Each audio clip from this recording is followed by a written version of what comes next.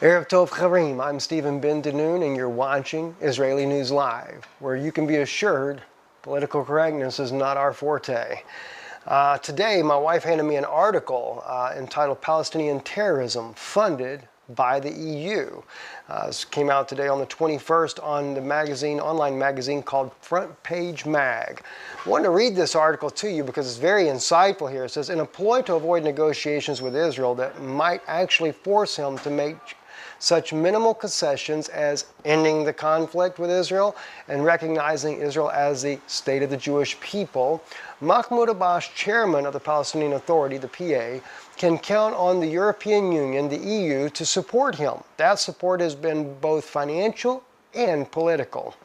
Finally, financially, the EU has written a virtual blank check for the Palestinians to use with no accountability. Politically, the EU has deemed the Palestinians as underdogs, deserving uncritical support. In both cases, EU support for the PA has done little to advance a lasting peace between Israel and the Palestinians.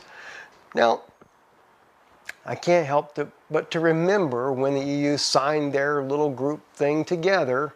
They did it in front of a huge statue of one of the popes there. So I'll let you know who controls the EU. And by the way, while the EU is giving away literally billions of dollars to the Palestinians, people that we know personally are suffering economically like never before in the European Union.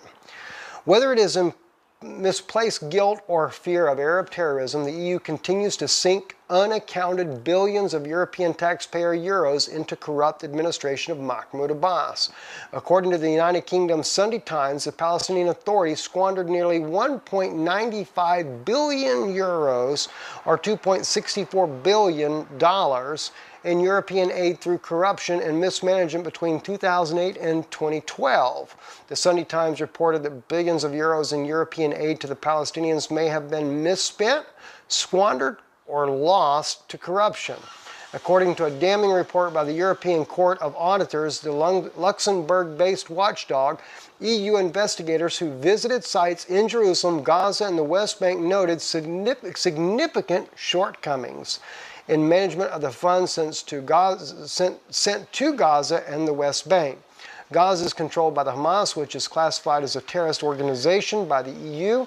The auditors, according to the Sunday Times, complained about lack of measures of mitigate high-level risks such as corruption or of funds not being used for their intended purposes.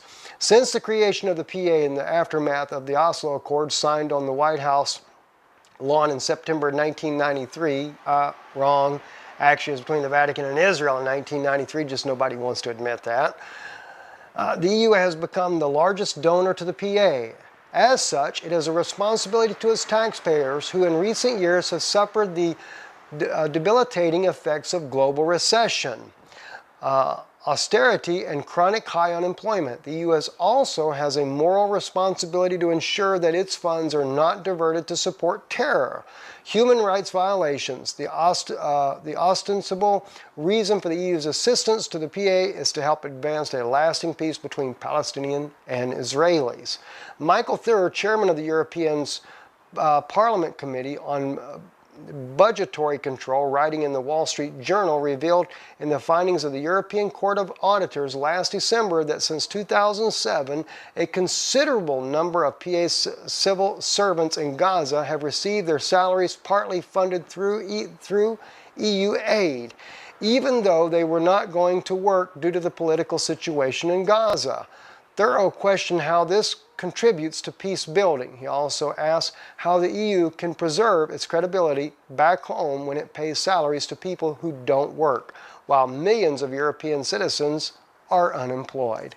I think it's a very good point. Well, just stands to reason.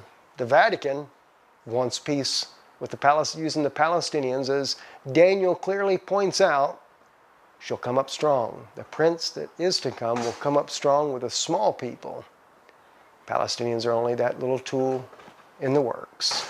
I'm Stephen Ben Danoon. You're watching Israeli News Live here in Jerusalem. Lila, let's